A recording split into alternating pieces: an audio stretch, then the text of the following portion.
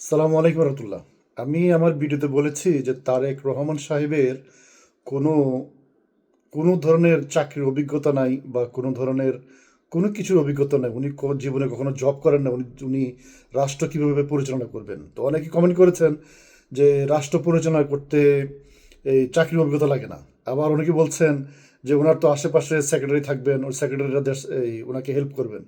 তো উনি কী ডিসিশন দেবেন? একটা সেক্রেটারি যখন উনি যখন কোনো প্রবলেমে পড়বেন, কোনো ডিসিশন নিতে যাইবেন, তখন এই কী ডিসিশন দিবেন? উনি সেক্রেটারিকে যাকে ডাকবেন যে ভাই আমার এটা এটা একটা প্রবলেম পড়লাম, এটা ডিসিশন কী হবে?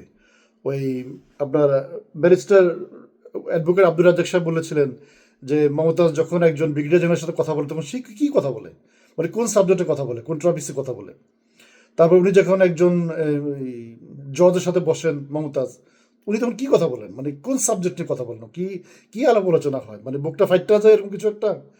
আসলে কিন্তু তা না। কারণ একজন আমরা বাংলাদেশে চাকরি যদি কেউ চাকরির বিজ্ঞপ্তি দেয় তাহলে একটা প্রতিষ্ঠান মিনিমাম 6 মাস থেকে 1 বছর বা 2 বছর অভিজ্ঞতা চায় বিভিন্ন সেক্টর অনুসারে। কিন্তু আমরা রাষ্ট্রের একজন প্রধানকে নিযুক্ত করতে চাচ্ছি, কিন্তু তার কোনো অভিজ্ঞতাই নাই কোনো ব্যাপারে। উনি রাজনৈতিক পরিবারের ছেলে। তো রাজনৈতিক পরিবারের ছেলে হয়েছে তো কী হয়েছে? আমি যেমন মাস্টার, আমি আমার বাবা মাস্টার। তো আমি কি মাস্টারি করতে পারবো? আমি কি ওই আমার বাবা যদি ডাক্তার হইতো আমি কি ডাক্তারি করতে পারতাম? আমার বাবা যদি ইঞ্জিনিয়ার হইতো আমি কি ইঞ্জিনিয়ার হতে পারতাম?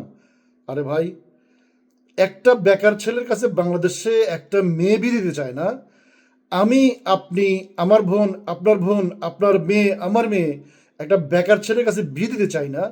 একটা রাষ্ট্রের প্রধান আপনার বেকার নিযুক্ত করছেন, মানে এটা কি ধরনের লজিক? আমার মাথায় আসে না। আপনি তো আমার আমার বাবা বা আমার দাদারা এই আমাদের দেশে অধপতন কেন?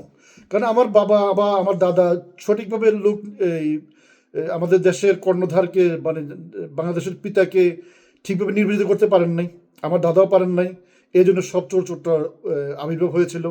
আমার বাবারা পারেন নাই, আপনার বাবারা পারেন নাই দেখে এই অবস্থা হয়েছিল। আমরা পারতেছি না। আমরা এখনো দলকে ধর্মে রূপান্তরিত করে ফেলছি। আমার দল মানে আমার ধর্ম। এখানে দলের কথা যেটাই হবে এটাই সত্য, দলের বাইরে কোনো কথা নেই। ভাই, আমি ফ্রান্সে থাকি। ফ্রান্সে বা ইউরোপের যে কোনো কান্ট্রিতে বা আপনি উন্নত বিশ্বের যে কোনো কান্ট্রিতে যদি সংসদে কোনো বিল উত্থাপিত হয় তাহলে যদি ওই সংসদ সদস্যের মনোভূত না হয় সে তার দলের বিপক্ষে ভোট দেয়। কিন্তু আমরা একটা অদম জাতি, যে জাতি আমার দল চুরি করে, আমার দল ঘুষ খায়, আমার দল দুর্নীতি করে, আমার দল মানুষ পিটাই মারে, আমার দল রংবাজি করে, আমার দল মাস্তানি করে, কিন্তু আমরা বলি না। আমরা কিন্তু দলের পক্ষেই সাফাই গাইতে থাকি যেন আমার দলের কোনো সমস্যা নেই।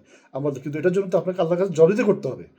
আপনি সাময়িক সুখের জন্য, সাময়িক তর্কে জেতার জন্যে কিন্তু আপনি আপনার ইহকাল পরকাল দুটোই হারাচ্ছেন। আপনি আপনার নেক্সট জেনারেশনকে কী দিয়ে যাচ্ছেন? আপনার ভবিষ্যৎ প্রজন্ম কী নিয়ে বাঁচবে? যেমন আমার দাদা আমার বাবাকে দিয়ে যেতে পারে নাই, আমার বাবা আমাদেরকে দিয়ে যেতে পারে নাই, আমরা আমাদের নেক্সট জেনারেশনকে কোনো কিছু ভালো কোনো কিছু উপহার দেওয়ার চিন্তাই করতে পারতেছি না। কারণ আমরা ওই আমাদের যে ধর্ম, আমাদের যে এই দল, ওটাই আমাদের ধর্ম। আমরা ওই ধর্মতে বিশ্বাসী। ধর্মে যা বলে, ধর্মের গুরু যা বলছে তাই হচ্ছে। তো এখান থেকে আমাদেরকে বেরিয়ে আসতে হবে। আমাদেরকে একটা সুষ্ঠু সমাজ ব্যবস্থা গড়ে তুলতে হবে, দেশ যেন উন্নতি হয়। আমাদের দেশের পর্যাপ্ত পরিমাণ ম্যান পাওয়ার আছে। আমরা অনেক কর্মঠ বাঙালি, বাঙালি অনেক ইন্টেলিজেন্ট। বাঙালি বিদেশে আসে, আমি ফ্রান্সে থাকি, এখানে একটা রেস্টুরেন্ট সেক্টর, পুরো সেক্টরটা বাঙালিরা হ্যান্ডেল করে। তো অথচ দেখেন অন্য কোনো এই জাতিকে এভাবে ওরা ট্রাস্ট করে না।